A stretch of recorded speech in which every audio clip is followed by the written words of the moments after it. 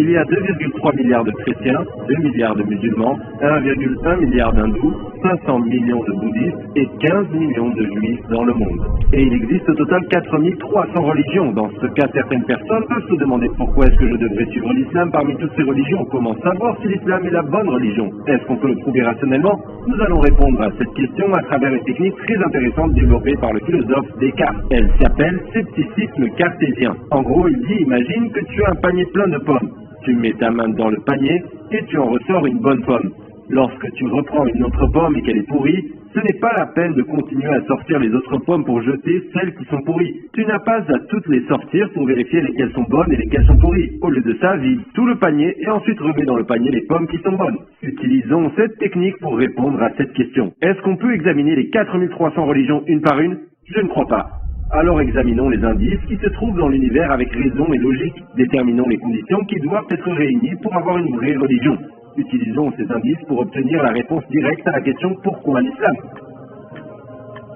Lorsqu'on construit un bâtiment, on pose d'abord les fondations, n'est-ce pas? Il y a des étapes à respecter. Dans notre cas, nous devons vérifier chaque étape et éliminer ce qui ne correspond pas en commençant par la fondation. Donc, on va utiliser ces filtres-là. Est-ce qu'il y a un Dieu? Est-ce que cette religion est nécessaire? Et si elle est nécessaire, est-ce qu'il y a un livre saint et un prophète? On va d'abord examiner les fondations du bâtiment. C'est-à-dire, est-ce qu'il y a un Dieu ou non? Tu es peut-être en train de penser à différentes méthodes pour répondre.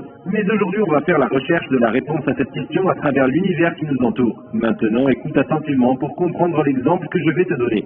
Selon la physique, s'il y a un travail qui a été fait, alors il doit y avoir une force en place qui est capable de faire ce travail. C'est-à-dire que la personne qui accomplit un travail doit avoir assez de puissance pour pouvoir y parvenir. Par exemple, si je voyais un bébé tirer un avion, je chercherais immédiatement un autre responsable car le bébé ne pourrait jamais accomplir cette tâche. Je dirais qu'il y a un système mécanique qui déplace l'avion, etc. Même si mes yeux disent que c'est le bébé qui tire l'avion, mon esprit interviendra immédiatement et dira « le bébé n'a pas assez de force pour tirer l'avion ». Je commencerai à chercher le véritable auteur de cet acte au-delà du bébé, et ce serait la chose la plus logique, n'est-ce pas? Comme dans cet exemple, lorsqu'on regarde l'univers, par exemple, on voit la vache comme responsable de l'acte de produire du lait. La vache ne connaît pas les acides aminés du lait qu'elle produit. Elle ne connaît pas non plus les besoins du corps des personnes qui vont le boire, mais elle produit exactement le lait dont ils ont besoin. De plus, elle le produit en consommant quelque chose qui logiquement n'a aucun rapport, l'herbe.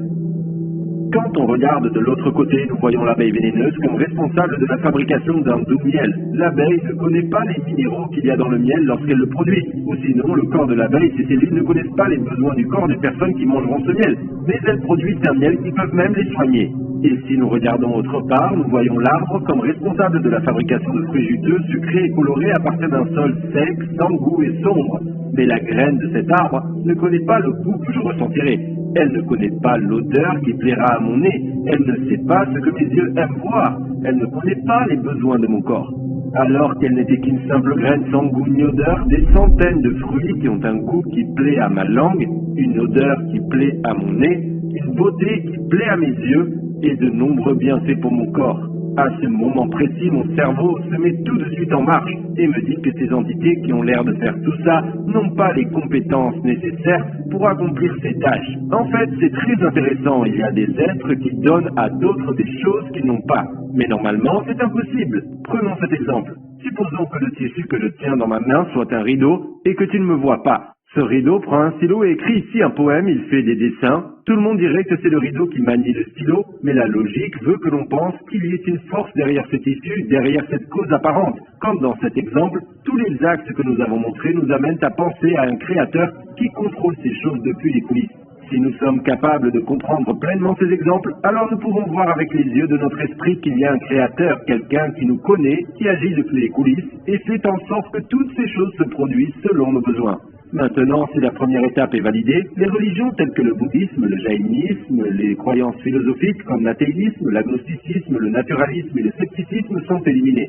Parce qu'il y a sûrement un créateur, peu importe son nom. Maintenant, on va passer à la deuxième étape. Ici, on va utiliser la méthode de la comparaison de la science de la logique. Écoutez attentivement. Quand on regarde autour de nous, nous constatons qu'il y a une règle qui s'applique partout et dans tous les cas. S'il y a une œuvre, un résultat devant nous, c'est celui qui l'a fait qui la connaît le mieux. Aussi, quand on va en parler de cette chose, la première personne qui aura son mot à dire sera celui qui l'a faite. Par exemple, quand j'achète un téléphone, j'ai aussi un mode d'emploi, n'est-ce pas? En faisant ça, l'entreprise qui l'a fabriqué me dit on a fabriqué ce téléphone, donc logiquement, c'est nous qui le connaissons le mieux jusqu'à ses moindres détails. Et en te donnant ce manuel, on confirme ce fait. Nous en trouvons même dans les produits basiques. Alors notre esprit se dit, il y a des modes d'emploi dans les produits les plus basiques. Alors est-ce que ce serait logique que le créateur de l'univers, qui a créé les hommes et les a envoyés dans le monde, n'ait pas envoyé un mode d'emploi pour les guider? Au cours de l'histoire, toute l'humanité s'est posé les questions suivantes. Qui suis-je? D'où est-ce que je viens? Où est-ce que je vais aller? Quel est mon but dans cette vie? Est-ce que c'est possible que le Créateur me donne une conscience pour que je puisse me poser ces questions, mais ne me donne pas un message qui contienne les réponses à ces dernières? Bien sûr qu'il ne nous laissera pas perdus sans information, il communiquera, nous mettra au courant de ses désirs et nous enverra un guide qui nous indiquera le chemin à suivre. Alors on comprendra que la religion qu'on cherche doit être basée sur un livre. Il doit y avoir un guide, un manuel. Et grâce à la deuxième étape, on élimine les religions comme le shintoïsme ou des croyances comme le diétisme, le panthéisme et le nihilisme. Donc, si je te demande, est-ce que tu penses qu'un livre tout seul serait suffisant? On nous donne des livres à l'école. Mais est-ce que c'est suffisant? Est-ce qu'il ne faudrait pas aussi un professeur pour enseigner ce livre? En fait, on a besoin d'un professeur qui ne va pas juste enseigner le livre, mais qui va aussi réunir les élèves dans une salle de classe et les attire vers ce livre. Même s'il y a des élèves qui ne veulent pas écouter. Je pense que vous avez plus ou moins compris ce que je veux dire à travers cette analogie. Tout comme un professeur qui explique le livre en donnant des exemples et des explications et qui calme et dirige la classe, la religion qu'on cherche a aussi besoin d'un enseignant, d'un messager. On peut aussi dire ça, dans chaque domaine, il y a des connaissances théoriques et il y a une mise en application concrète de ces connaissances. Le texte écrit dans le livre est la connaissance théorique. Donc il faut que quelqu'un nous montre comment il est possible d'appliquer ces connaissances dans des situations de la vie. Quand une personne demande comment est-ce que je peux vivre en accord avec le but de ma vie, en accord avec le guide de ma vie, il a besoin de suivre un modèle qui montre comment il faut faire pour qu'il puisse le faire lui-même. Donc, si on reprend l'exemple de notre professeur, ce n'est pas suffisant de connaître les théories mathématiques. Il faut aussi voir et apprendre comment les appliquer et comment les utiliser.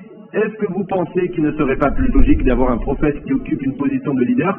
En fait, il y a des exemples de ce genre même dans le règne animal. Par exemple, quand on regarde une ruche, on voit une colonie qui vit en communauté et qui a un but commun. Une reine a été désignée comme chef de cette société. Ou encore, si on voit une colonie de fourmis qui a un but commun, alors on aura une reine fourmi. Est-ce que ce serait logique qu'Allah, qui donne des chefs et des guides à ses animaux, ne donnerait pas ce genre de chef aux humains?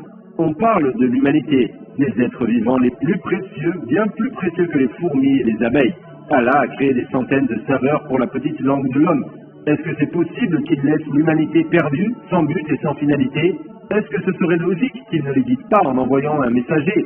Si on a bien compris cet exemple, alors avec cette troisième étape, on a éliminé les religions comme l'hindouisme, le taoïsme, la religion druze qui ne croit en aucun prophète. Laisse-moi aussi souligner le fait que la religion qu'on cherche doit aussi parler des miracles des prophètes.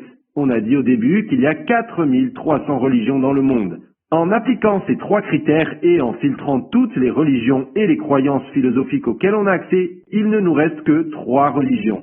Le christianisme, le judaïsme et l'islam. Elles contiennent toutes le concept de créateur, du livre saint et de la prophétie. Maintenant, je veux attirer ton attention sur ça. Le fait que ces 3 religions sont passées à travers toutes ces étapes montre que leurs fondements sont basés sur la vérité. Quand on regarde le judaïsme, on voit que la figure principale est Moïse. Et dans le christianisme, la figure principale est Jésus. Que la paix soit sur eux tous. Bien que les enseignements de ces 2 grands prophètes sont aujourd'hui corrompus dans ces 2 religions, ce qu'ils ont apporté à la base, c'était la vérité. Le point commun de ces 2 religions est qu'elles n'acceptent pas le prophète Mohammed comme véritable messager. Mais l'islam dit que le prophète Mohammed est le dernier messager d'Allah et que Jésus et Moïse étaient aussi ses messagers. En se basant sur ça, on peut conclure que si on peut trouver que le prophète Mohammed est un véritable messager, alors on aura prouvé que l'islam est la seule vraie religion et que Moïse et Jésus sont venus pour délivrer le même message d'Allah. Oui, c'est donc à ce moment que de nombreuses preuves commencent à nous venir à l'esprit. L'une des preuves les plus importantes est sa vie elle-même. Imagine, il a vécu avec son peuple pendant 40 ans avant sa prophétie. Pendant 23 ans de sa vie prophétique, il a été le centre de l'attention aux yeux des mêmes personnes, et ils observaient chacun de ses mouvements. On va voir si une telle personne, Ma'adallah, était un menteur ou non. Logiquement, on sait que les personnes qui sont proches les unes des autres en termes de rang et de position sociale peuvent s'imiter entre eux, mais plus la position sociale d'une personne est basse par rapport à l'autre, plus il est difficile de l'imiter. Prenons l'exemple d'Ibn Sina, aussi connu sous le nom d'Avicenne en Occident. C'était un génie de la médecine dont les ouvrages ont été étudiés dans les universités du monde entier pendant des siècles. Est-ce qu'une personne ignorante peut imiter ou peut se faire passer pour Avicenne? S'il va dans une ville et dit « Je suis Avicenne », combien de personnes le croiront?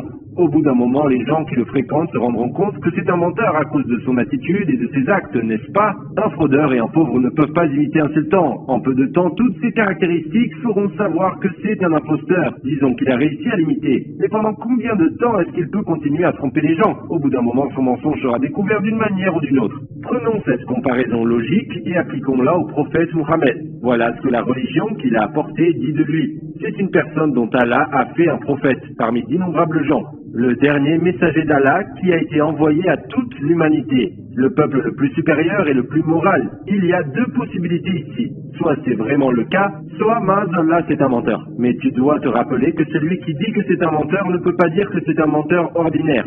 Il doit dire que c'est le plus grand menteur de l'histoire parce qu'il a menti sur le fait qu'il occupait une position si élevée. Il doit dire que c'est quelqu'un qui n'accepte pas Dieu, qui ne craint pas qu'il le punisse et dit des mensonges au nom d'Allah. Supposons qu'il l'a fait. Est-ce qu'il pourrait continuer à le faire pendant 23 ans? Il y a peut-être des gens qui pensent que le prophète, paix et bénédiction d'Allah soit sur lui, était en contact avec peu de gens. Mais ce n'est pas du tout le cas. Pendant sa vie prophétique, ceux qui l'entouraient, des milliers de personnes, ont été témoins de tous les aspects de sa personne. On sait avec quelle main il mange, quel pied il met en premier lorsqu'il entre dans un endroit, jusqu'à l'ordre dans lequel il se coupe les ongles. Je veux dire qu'ils ont examiné de manière tellement détaillée qu'il n'y a pas une autre personne dans l'histoire qui ait été examinée de manière aussi approfondie. Est-ce que tu penses que s'ils avaient vu en lui des incohérences et des défauts, ils l'auraient soutenu et auraient supporté toutes ces difficultés? Bien sûr que non. D'ailleurs, ceux qui l'ont observé n'étaient pas tous des croyants. Ceux qui ont nié sa prophétie l'observaient aussi. Il vivait parmi eux avant de devenir messager et non pas seulement après. Il est né et a grandi parmi eux. Il n'était pas un étranger. Il savait tout de lui. Ils lui faisaient tellement confiance que, avant qu'il ne devienne prophète, ils lui ont donné le surnom de Al-Amin, ce qui veut dire le digne de confiance. Tout le monde était d'accord pour dire qu'il ne mentirait jamais et savait à quel point il était pieux. Ils en étaient tellement sûrs de ça que même ceux qui sont devenus ses ennemis après sa prophétie lui confiaient quand même leurs biens. Ils n'ont pas trouvé de défaut en lui avant ou après la prophétie. La seule chose qu'ils ont trouvé à dire, c'était de mal parler de lui en l'appelant sorcier ou magicien. Rien de plus. Une personne qui voudrait mentir doit pouvoir en tirer un avantage matériel, n'est-ce pas? Mais il n'y avait aucun avantage à ce qu'il faisait. Au contraire, il ne s'est exposé qu'à des difficultés. Il jeûnait pendant des jours. Parfois, il jeûnait sans souvenir à cause de la pauvreté. Aïcha dit, parfois on ne cuisinait pas dans sa maison pendant 2 mois. Il mangeait des choses comme des dattes. Il prie, il fait la salat pendant des heures la nuit. C'est quoi la prière du tahajjud? Est-ce que c'est quand on se réveille pendant le dernier tiers de la nuit et on prie? Pour les musulmans, cette prière est sunnah, c'est-à-dire facultative. Mais pour le prophète, elle était fard, obligatoire. Pourquoi est-ce qu'il s'efforcerait pendant la nuit, pendant que personne ne le voit? Pour un mensonge, il suit une religion qu'il porte depuis 23 ans mieux que quiconque, vénère plus que quiconque, il fait attention à ne pas commettre de péché plus que quiconque. Est-ce que le meilleur menteur du monde pourrait avoir ne serait-ce qu'un peu de ces caractéristiques? Il est où l'avantage dans tout ça? Est-ce qu'il fait ça pour le statut social, pour l'argent, pour les femmes? Toutes ces choses lui ont été offertes par ses amis, et la réponse qu'il donnait était toujours la même. Si vous mettez le soleil dans la main droite et la lune dans la main gauche, je n'abandonnerai pas cette cause. Ce qu'il disait, c'était « Mon combat ne vise aucun avantage mondain. Si vous me donniez non seulement ces choses, mais le monde entier, même la lune et le soleil, je n'abandonnerai pas. » Il a reçu des menaces de mort toute sa vie. On a essayé de l'assassiner plusieurs fois, sans succès. Personne n'a réussi. Et il mourut dans son lit. Pourquoi est-ce qu'il s'exposerait à tout ça? Pour un mensonge? Pourquoi est-ce qu'il aurait supporté des lapidations, des malédictions et des insultes? Beaucoup de choses peuvent être comptées comme preuve de sa prophétie. Mais la plus importante, c'est sa propre vie. La façon dont il s'est comporté suffit amplement à prouver sa prophétie. Comme on l'a dit au début, soit il disait la vérité, soit Ma'azallah c'était un menteur. Si on nous demandait est-ce que c'était un menteur, ou bien est-ce que c'est celui qui le traite de menteur qui est le vrai menteur, est-ce que vous pensez qu'il serait nécessaire de répondre à cette question? Quand on analyse toutes ces choses, on finit par trouver la vérité que l'on a cherchée toute notre vie. C'est-à-dire que le créateur qu'on cherche, c'est Allah. Le livre qu'on cherche est le Saint-Coran. Et le prophète qu'on cherche est le prophète Mohammed. Rappelle-toi de ce qu'on a demandé au début. Pourquoi l'islam parmi 4300 religions? Voilà pourquoi.